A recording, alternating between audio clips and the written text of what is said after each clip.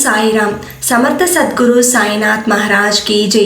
ముందుగా మన సాయి కుటుంబ సభ్యులందరికీ నమస్కారం అండి. అందరూ కూడా సుఖంగా, సంతోషంగా, ఆరోగ్యంగా బాగుండాలని మనస్ఫూర్తిగా కోరుకుంటూ ఈరోజు వీడియో మొదలు పెడుతున్నాను. ఇక ఈరోజు వీడియోలో బాబా గారు ఏం చెప్పబోతున్నారు అంటే, తల్లి, ఒక పెద్ద ఆపద రాబోతుంది. ఇలాంటి దుర్మార్గుల వల్ల ఇదే నా హెచ్చరిక, నమ్మకు, నమ్మితే మోసపోతావు అని బాబాగారు ఒక సందేశం ఇవ్వడానికి వచ్చారండి.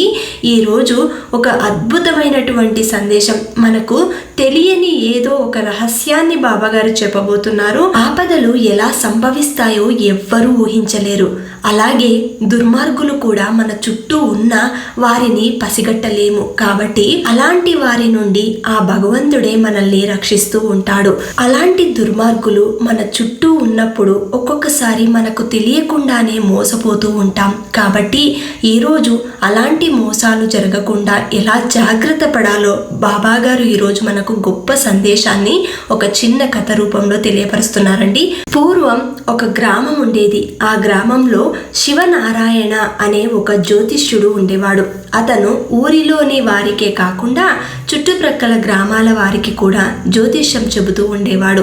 అతనికి జ్యోతిష్యం పూర్తిగా తెలియకపోయినా ఏదో ఒక సాకు చెప్పి తను చెప్పినదంతా జరుగుతుందని నమ్మబలికేవాడు. ఒకరోజు జ్యోతిష్యుడి దగ్గరికి ఒక సేటు వచ్చి ఇలా అంటాడు, అయ్యా శివనారాయణ గారు, మీరు చెప్పినట్టే ఈసారి నా వ్యాపారం పూర్తిగా లాభాలతో నడిచింది. నాకు చాలా సంతోషంగా ఉంది. అందుకే మీకు కానుకగా ఈ 50 రూపాయలు చెల్లించి వెడదామని వచ్చాను. దయచేసి ఇవి స్వీకరించండి. మీ కానుకలు ఆశించి నేనేమి జ్యోతిష్యం చెప్పలేదండి. మీ వ్యాపారం బాగుంది, అంతే చాలు. ఇవి తీసుకోకపోతే మీరు బాధపడతారని తీసుకోవడం తప్ప అన్నట్టు ఆ కేశవయ్యని పనిలో నుండి తప్పించారా? మీరు చెప్పింది ఎప్పుడు తప్పుతుంది చెప్పండి? మీరు చెప్పినట్టే ఆ కేశవయ్యను పనిలో నుండి తప్పించిన తర్వాతే నా వ్యాపారం పుంజుకుందయ్యా. వాడు ఉన్నంతకాలం నష్టాలతో చాలా ఇబ్బంది పడ్డాననుకోండి. అవును, మరి మన జాతకంతో పాటు మన దగ్గర పనిచేసే వారి జాతకం కూడా బాగుండాలి మరి. లేకపోతే వాడి దరిద్రం అంతా మనకు చుట్టుకుంటుంది. చూడండి, ఇక నుండి మీ వ్యాపారం పరిగెడుతుంది. అంతా మీ ఆశీర్వాదం. మీలాంటి వారు సలహాలు ఇవ్వడం వలన నా వ్యాపారం బాగుంది. ఇక నేను బయలుదేరుతానండి. మంచిది మంచిది. నేను మీ గ్రామం వైపు వచ్చే పనుంది. అటుగా వచ్చినప్పుడు మీకు కబురు పెడతాను, వచ్చి కలవండి. అలా సేటు అక్కడి నుండి వెళ్ళిన తర్వాత శివనారాయణ అతని దగ్గర పనిచేసే వీరయ్యతో ఇలా అంటాడు, వీడు వట్టి వెర్రి బాగులోడురా వీరయ్య. నేను ఆ కేశవయ్యని పనిలో నుంచి తప్పించమంటే తప్పించేశాడు. దానివల్లే వాడికి కలిసొచ్చింది అనుకుంటున్నాడు. వాడి కష్టం వల్ల వాడి వ్యాపారం బాగుందని వాడికి కూడా తెలియదు. అయ్యా, మీరు ఈ సేటు జాతకం చూసి ఆ కేశవయ్యను ఎందుకు తీసేయమన్నారు? పాపం కేశవయ్య చాలా మంచివాడు. ఇప్పుడు ఉద్యోగం లేక చాలా ఇబ్బందులు పడుతున్నాడు. ఇబ్బందులు కొని తెచ్చుకున్నాడు. తన కూతురిని నేను పెళ్లాడుతాను అంటే నన్నే కాదంటాడా? వాడికి అలా జరగాల్సిందే. అయ్యా, మీకు 2వ వివాహం, పైగా వయసు మీద పడింది. ఆ పిల్లకేమో 16 సంవత్సరాలు. కేశవయ్య మాత్రం పిల్లను ఇచ్చి మీకు ఎలా వివాహం చేస్తాడు చెప్పండి? ఏమిటిరా నువ్వు వాడిని వెనకేసుకుని వస్తున్నావు? నీకు ఉద్యోగం చెయ్యాలని ఉందా లేదా? నీకు కూడా ఆ కేశవయ్య గతే పడుతుంది. జాగ్రత్త. వెళ్ళి వంట వండి భోజనం సిద్ధం చెయ్యి అని కసురుకుంటాడు శివనారాయణ. అలా ఉండగా అక్కడికి సత్యం అనే ఒక పళ్ళ వ్యాపారి తన వివాహం కావలసిన కూతుర్ని తీసుకుని ఆ జ్యోతిష్కుడి దగ్గరికి వస్తాడు. ఏమిటి సత్యం, ఇలా వచ్చావు? ఈ అమ్మాయి ఎవరు? ఇంతకు ముందెప్పుడూ చూడలేదే? అయ్యా, ఈమె నా కుమార్తె. వయసు 16 సంవత్సరాలు. మరో 3 నెలలలో 17 సంవత్సరాలు వస్తాయి. పేరు మీనాక్షి. మీ దగ్గర జాతకం చూపించి పెళ్ళి ఎప్పుడు అవుతుందో అడుగుదామని వచ్చానయ్యా. అమ్మాయి చూడ చక్కగా ఉంది. దాందేముంది? ఒక్కసారి చెయ్యి చూసి చెబుతాను. అమ్మా, ఒకసారి నీ చెయ్యి ఇలా ఇవ్వు అని ఆ శివనారాయణ చేతిలో పట్టుకుని కాసేపు దీర్ఘంగా చూసి ఇలా అంటాడు. అయ్యయ్యో, ఏంటి ఇంత అనార్థం? అమ్మాయి చూస్తే ఇంత అందంగా ఉంది, కానీ జాతకమే చాలా ఘోరంగా ఉంది. ఆ భగవంతుడి రాత అంతు చిక్కనిది, ఇంత అన్యాయంగా రాశాడేంటి? అయ్యా, ఏమైంది? మీరు అలా అంటుంటే నాకు కంగారుగా ఉంది. అసలు ఏమైందో చెప్పండి. నీతో ఎలా చెప్పాలా అని ఆలోచిస్తున్నాను, కానీ చెప్పక తప్పడం లేదు. లేకపోతే చేసుకోబోయేవాడు గొప్ప ప్రమాదంలో పడతాడు. ఈ అమ్మాయిని ఎవరైతే వివాహం చేసుకుంటారో వారు వెంటనే మరణిస్తారు. ఈమెను పెళ్లి చేసుకుని ఎవడు తీసుకుపోవాలని చూస్తున్నారో వాడి కాలం ఆ పెళ్లి రోజునే ముగిసిపోతుంది. అయ్యో, అలా ఎలా జరుగుతుంది? పొరపాటుగా ఏమైనా చూశారేమో, మీరు మరొక్కసారి చూసి చెప్పండి. ఎన్నిసార్లు చూసినా ఈమె జాతకం మారదు. ఇక చేసేది ఏమీ లేదు. ఎందుకన్నా మంచిది నువ్వు నాకు ఒక 4 రోజుల తర్వాత కనబడు. శాస్త్రంలో దానికి విరుగుడేమైనా ఉందేమో చూసి చెబుతాను. అయ్యా, మీరు ఎలాగైనా సరే దీనికి పరిష్కారం చూపించాలి. ఎంత డబ్బు ఖర్చైనా పర్వాలేదు, దానికి పరిహారం చేయించుకుంటాను. నువ్వు నిశ్చింతగా వెళ్ళిరా, దానికి పరిహారం నేను చెబుతానుగా అని అంటాడు శివనారాయణ. అలా అక్కడి నుండి సత్యం తన కూతుర్ని తీసుకుని వెళ్ళిపోతాడు. అదంతా గమనిస్తున్న వీరయ్య, అయ్యా, అమ్మాయి చూస్తే అంత అందంగా ఉంది, కానీ జాతకమేంటో అలా ఉంది. నాకెందుకో మీరు ఏదో తిరకాసు పెట్టారు అనిపిస్తోంది. నిజం చెప్పండి అయ్యా, ఆ అమ్మాయికి నిజంగా వివాహ దోషముందా లేదా మీరేమైనా అని అంటాడు ఆ వీరయ్య. ఒరే, ఆ సత్యంగాడికి పెద్దగా ఆస్తిపాస్తులు లేవు. ఆ పిల్ల చూస్తే చాలా అందంగా ఉంది. ఎవరైనా ఇంకో పళ్ళ వ్యాపారిని చూసి వాడికి అంటగడతాడు. అందుకే ఆ పిల్లని చేసుకునేవాడు వెంటనే చస్తాడు అని చెప్పాను. అయ్యా, అంటే మీ కన్ను ఆ పిల్ల మీద పడిందన్నమాట. ఆ కేశవయ్య కూతుర్ని చేసుకుందాం అనుకున్నట్టే ఈ సత్యం కూతుర్ని కూడా చేసుకుందాం అనుకుంటున్నారా? ఏరా, నాకేం తక్కువ? నాకు ఎలాగో భార్య లేదు. రెండో పెళ్లి అయితే ఏమి? నాలాంటి వరుడు ఆ సత్యానికి దొరుకుతాడా ఏంటి? నాలాంటి భాగ్యవంతుడు ఆ పిల్లకి దొరకడం అదృష్టం కదరా. 4 రోజుల తర్వాత వస్తాడు కదా, వచ్చినప్పుడు నాలాంటి గట్టి జాతకం వాడికి ఇస్తే వరుడు బ్రతుకుతాడు అని చెబుతాను. సచ్చినట్టు నాకే ఇచ్చి పెళ్లి చేస్తాడు. అమ్మో, ఇంత మోసం చేసి ఆ పిల్లని పెళ్లి చేసుకుందాం అనుకుంటున్నారా? మోసం లేదు, గీసం లేదు. పో, వెళ్ళి భోజనం వడ్డించు, వస్తున్నా. అలా శివనారాయణ ఎలాగైనా ఆ సత్యం కూతుర్ని వివాహం చేసుకోవాలి అనుకుంటాడు. ఇదిలా ఉండగా ఆ గ్రామానికి 4 ఊర్ల అవతల రామాపురం అనే గ్రామం ఉండేది. ఆ గ్రామంలో శివయ్య అనే ఒక యువకుడు, అతను తన తల్లితో కలిసి జీవిస్తూ ఉండేవాడు. ఒకరోజు శివయ్య వాళ్ళ అమ్మ రంగమ్మ ఇలా అంటుంది. ఏరా, ఇంకా బయలుదేరలేదా? రోజు ఆ పొలం పనిలేనా? ఎప్పుడూ నీకు ఒకటే ధ్యాస. నీతోటి వారందరూ పెళ్లిళ్ళు చేసుకుని ఈ పండగకి అత్తారింటికి కూడా వెళుతున్నారు. ఏం చేయమంటావే అమ్మా? నాకు వివాహం చేయాల్సిన బాధ్యత నీదే కదా. నువ్వు ఏ పిల్లని చూపించి పెళ్లి చేసుకోమన్నా చేసుకోవడానికి నేను సిద్ధంగా ఉన్నాను. ఇక నీదే ఆలస్యం పిల్లని చూడడానికి. ఒరే, నీ మంచితనం చూసి ఊర్లో ఎవ్వరూ కూడా పిల్లని ఇవ్వడానికి ముందుకు రావటం లేదు. ఉన్న ఆస్తిలో సగం ఇప్పటికే వారికి వీరికి సహాయం చేసి అవగొట్టావు. మిగిలిన ఆస్తినైనా ఉంచుతావో లేదో అన్నదే భయం.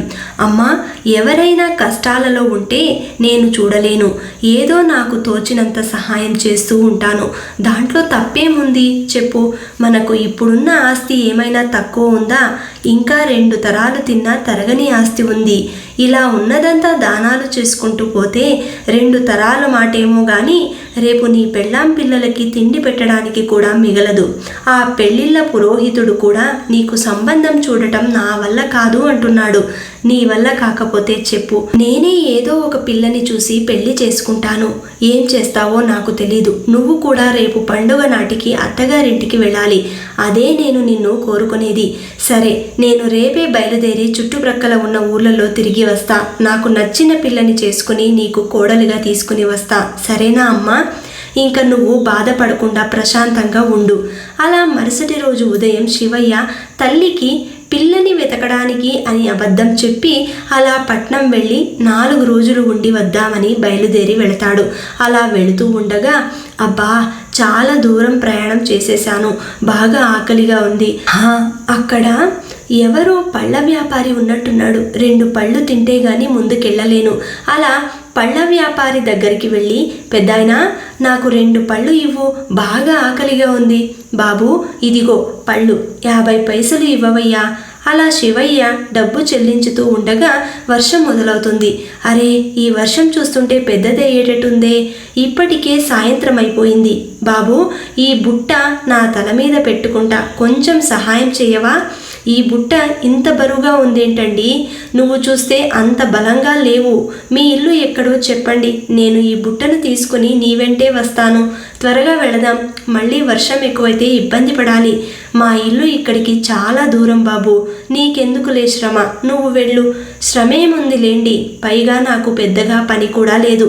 నీకు సహాయం చేయడానికి నాకు ఎటువంటి ఇబ్బంది లేదు. పదండి, ఎంత దూరమైనా పర్వాలేదు, వెళదాం. అలా సత్యం ఎంత చెప్పినా వినకుండా ఆ బుట్టను తన తలపైన పెట్టుకుని ముందుకు వెళతాడు. పెద్దాయనా, ప్రతిరోజు మీరు ఇంత బరువు బుట్టతో అంత దూరం వెళ్ళొస్తారా? చాలా కష్టపడుతున్నారే. ఏం చెప్పమంటావు బాబు, కష్టపడితే కదా కడుపు నిండేది. ఇది నాకు తప్పదు. కానీ మీది ఏ ఊరు, ఏ పని మీద ఈ గ్రామానికి వచ్చారు? మాది ఇక్కడికి దగ్గరలో ఉన్న రామాపురం అండి. పట్నం వరకు వెళుతున్నాను. తీరా చూస్తే ఈ వర్షం మొదలైంది. ఇదేనయ్యా మా ఇల్లు, ఇక్కడే దింపు ఆ బుట్టని. బాబు నీకు చాలానే శ్రమ ఇచ్చాను, దాందేముందిలే పెద్దాయనా, ఇక నేను వెళ్ళి వస్తాను. ఇక్కడ దగ్గరలో ఏదైనా సత్రం ఉందా? ఈ రాత్రికి అక్కడే ఉండి ఉదయాన్నే వెళతాను. ఇంత రాత్రి వేళ ఎక్కడికి వెళతావులే గాని ఈ రాత్రికి ఇక్కడే భోజనం చేసి ఉదయాన్నే వెళుదువు గాని, సరేనా? అప్పుడు శివయ్య ఇలా అంటాడు, మళ్ళీ మీకెందుకు లేండి శ్రమ, నేను వెళతానులే. అలాంటిదేమీ లేదు బాబు, నువ్వు ఇంత సహాయం చేశావు, నీకు ఆ మాత్రం సహాయం చేయలేనా ఏంటి? ఏమీ మాట్లాడకుండా కాళ్ళు కడుక్కొని భోజనానికి సిద్ధం కండి. అలా సత్యం బలవంతంగా ఆ రోజు రాత్రి శివయ్యని అక్కడే ఉంచుకుని కడుపు నిండా భోజనం పెట్టి ఉండడానికి ఆశ్రయమిస్తాడు. ఆ రోజు రాత్రి శివయ్య భోజనం చేసి బయట అరుగు మీద పడుకుని ఉంటాడు. ఇంతలో ఏదో అలికిడై లేచి చూసేసరికి సత్యం కూతురు కామాక్షి బావి దగ్గరికి వెళుతుంది. అక్కడ జరిగేది అరుగు మీద పడుకుని ఉన్న శివయ్య గమనిస్తూ ఉంటాడు. కామాక్షి బావిలోకి దూకడానికి చూస్తూ ఉందని గమనించి, ఏ అమ్మాయి ఆగాగు, ఏంటి నువ్వు చేస్తున్నది? ఈ బావిలో దూకి నీ ప్రాణాలు బలవంతంగా తీసుకుందాము అనుకుంటున్నావా? అవును, నేను బ్రతికి ఉండి ఏం ప్రయోజనం చెప్పండి? నేను చనిపోతేనే మా అమ్మా నాన్న ప్రశాంతంగా ఉంటారు, నన్ను చనిపోనివ్వండి. బయట జరుగుతున్న అలికిడి విని సత్యం, అతని భార్య బయటకు వస్తారు. జరిగిన విషయం గమనించి సత్యం ఇలా అంటాడు, ఎందుకమ్మా ఇంతటి పని చేశావు? నువ్వు చనిపోతే మేము ప్రశాంతంగా ఎలా ఉంటామనుకుంటున్నావు? నువ్వు మా కూతురివి, ఎప్పటికీ నువ్వు మాకు భారం కావు. లోపలికి వెళదాం పద అని అంటాడు సత్యం. ఏంటి ఇదంతా? ఏమైంది అసలు? ఎందుకు ఈ అమ్మాయి బలవంతంగా చనిపోవాలని చూస్తుంది? ఏమైనా ఉంటే చెప్పండి, నేను చేయగలిగిన సహాయం చేస్తాను. అప్పుడు సత్యం శివయ్యతో ఇలా అంటాడు, ఏం చెప్పమంటావయ్యా, ఈ గ్రామంలో ఒక నియమం ఉంది. 16 సంవత్సరాలు నిండిన యువతికి పెళ్లి చేయకపోతే గ్రామాధికారి ఎవరిని చెబితే వారిని పెళ్లి చేసుకోవాలి. మా అమ్మాయికి 4 రోజుల్లో 16 సంవత్సరాలు నిండిపోతాయి. అయితే ఏమైంది? చక్కగా పెళ్లి చేసి పంపించేదానికి ఎందుకు బాధపడుతున్నారు? ఏమైనా ఆర్థిక ఇబ్బందులు ఉంటే చెప్పండి. అటువంటిది ఏమీ లేదయ్యా. ఈ అమ్మాయి జాతకంలో ఒక దోషం ఉంది. ఈమెను ఎవరైతే వివాహం చేసుకుంటారో వారు వెంటనే మరణిస్తారని మా జ్యోతిష్కుల వారు చెప్పారు. అది తెలిసి ఈమె చావడానికి నిర్ణయించుకున్నట్టుంది. మీరు ఆ జ్యోతిష్కుడు చెప్పింది విని ఎవరికి పెళ్లి చేయకపోతే ఎలా? నాకు 10 ఎకరాల పొలం ఉంది, ఆస్తిపాస్తులు బాగానే ఉన్నాయి.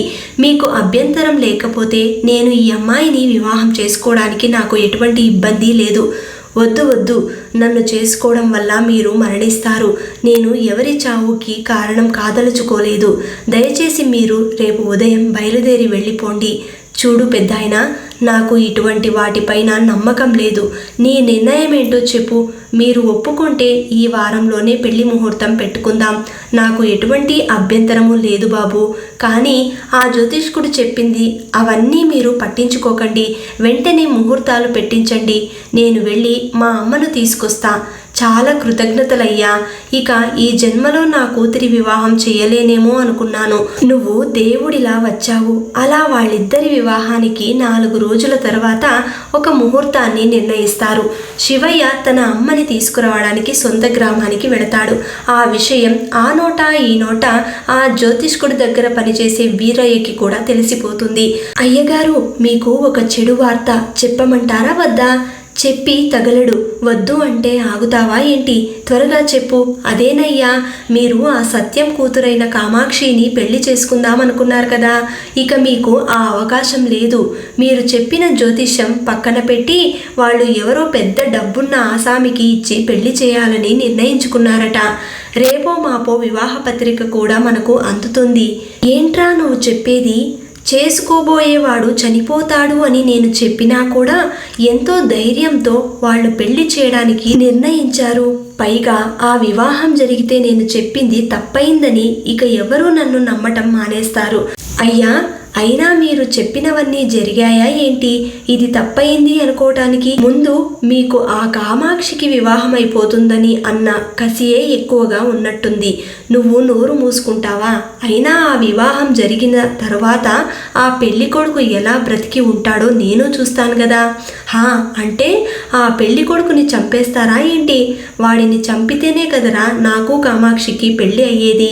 పెళ్లి అయిన తర్వాత వాడు తాగే షరబత్తులో విషం కలిపి ఇద్దాం. వాడు వెంటనే చచ్చిపోతాడు. అప్పుడు నేను చెప్పినా వినిపించుకోకుండా ఈ పెళ్లి చేశారు, అందుకే ఆ పెళ్లి కొడుకు చనిపోయాడు అని చెబుతాను. అప్పుడు వాళ్ళకి నా మాట మీద గురి కుదురుతుంది. అప్పుడు కామాక్షితో నా వివాహానికి ఎటువంటి అడ్డు ఉండదు.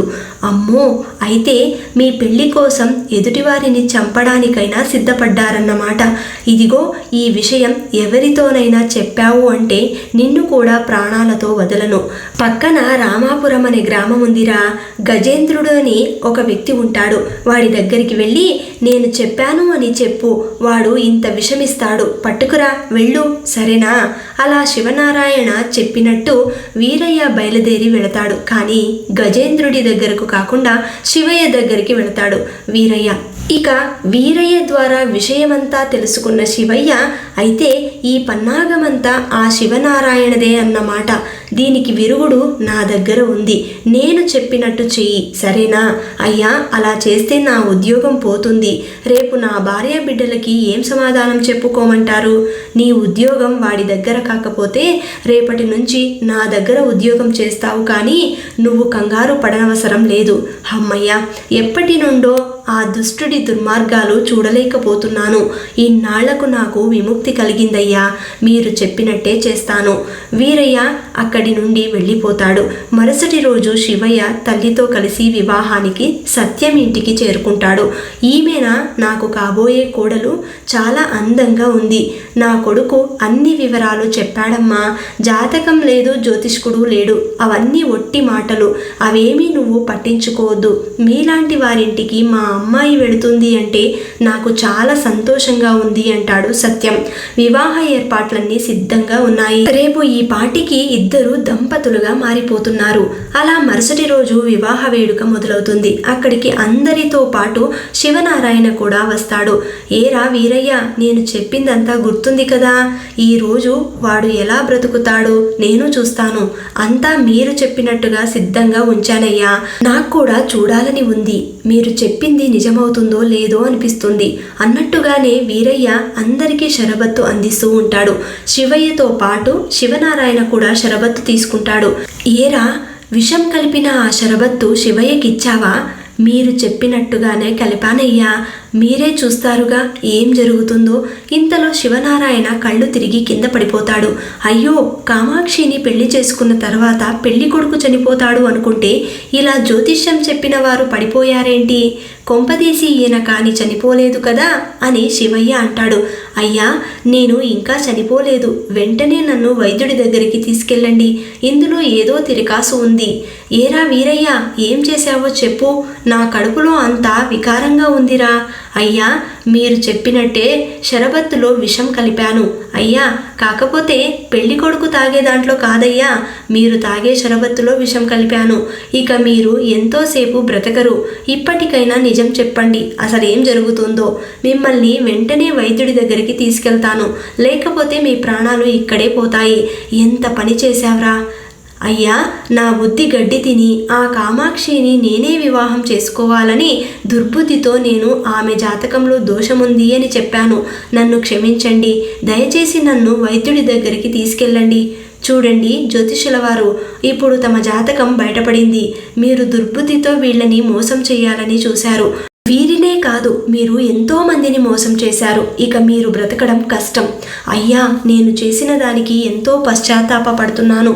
నన్ను క్షమించండి. ఇంకెప్పుడు ఇటువంటి తప్పులు చేయను కూడా అని నీకు మాట ఇస్తున్నాను. దయచేసి నన్ను రక్షించండి. కంగారు పడకండి. మీరు తాగింది మత్తుమందు మాత్రమే. కొంతసేపు వేచి ఉంటే మీరు మామూలు మనిషి అవుతారు. అలా కొంత సమయానికి శివనారాయణ కోలుకుంటాడు. గ్రామాధికారికి విషయమంతా చెప్పి ఆ జ్యోతిష్కునికి కారాగార శిక్ష విధిస్తాడు. చూశారా పెద్దాయన, ఇటువంటి వారి మాట విని మీరు మీ అమ్మాయి భవిష్యత్తుని నాశనం చేయాలనుకున్నారు. నేను ఆ రాత్రి మీ ఇంటికి రాకుంటే మనకు కామాక్షి దక్కేది కాదు. పైగా ఈ శివనారాయణ లాంటి వారి ఆగడాలు కొనసాగుతూనే ఉండేవి. అవునయ్యా, నా బుద్ధి తక్కువతనంతో వాడిని నమ్మాను. నీలాంటి వాడు నాకు అల్లుడుగా రావటం నా అదృష్టం. అలా శివయ్య కామాక్షిని వివాహం చేసుకున్న తర్వాత తన సొంత గ్రామానికి చేరుకుని సుఖంగా జీవిస్తారు. తర్వాత చెప్పినట్టుగానే వీరయ్యను తన వద్ద ఉద్యోగంలో పెట్టుకుంటాడు శివయ్య. ఈ కథ ఎవరైతే పూర్తి శ్రద్ధతో విని ఉంటారో వారు ఖచ్చితంగా దీనిని అర్థం చేసుకొని ఉంటారు. జీవితంలో ఎవరిని నమ్మాలి, ఎవరిని నమ్మకూడదు, ఎవరి వల్ల ప్రమాదాలు పొంచి ఉంటాయి. ఇలాంటి జ్యోతిష్కుల వల్ల, జాతకాలు నమ్మడం వల్ల భవిష్యత్తుని అతలాకుతలం చేసుకోకండి. ఎందుకంటే భగవంతుడు ఉన్నాడు. అన్నింటికీ ఆ భగవంతుడే మూలాధికారి. కాబట్టి ఆయన్ని నమ్ముకుంటే ఏదైనా సరే మనం సాధించగలము. భగవంతుని మాత్రమే నమ్ముకోండి. ఇలాంటి జ్యోతిష్యులను కాదు, జాతకాలు చెప్పే వాళ్ళను అంతకంటే నమ్మకండి. మనం సాయి భక్తులం. సాయిని మాత్రమే నమ్ముతున్నాము. సాయి చేసే చమత్కారాలను కళ్ళారా చూస్తున్నాము. ఆ భగవంతుణ్ణి పూర్తి శ్రద్ధ, భక్తితో, విశ్వాసంతో ఎవరైతే నమ్ముతారో వారి జీవితం ఖచ్చితంగా ఒక గొప్ప స్థాయిలో నిలబడుతుంది. కాబట్టి ఈ కథ చాలా మంది జీవితాలను మారుస్తుంది అని భావిస్తున్నాను. ఈ వీడియో నచ్చితే అందరికీ అందేలాగా షేర్ చేయండి, లైక్ చేయండి. మళ్ళీ ఇంకొక మంచి వీడియోతోటి మీ ముందుంటాను. అంతవరకు సెలవు. సర్వే జన సుఖినో భవంతు. సర్వం శ్రీ సాయినాథార్పణమస్తు.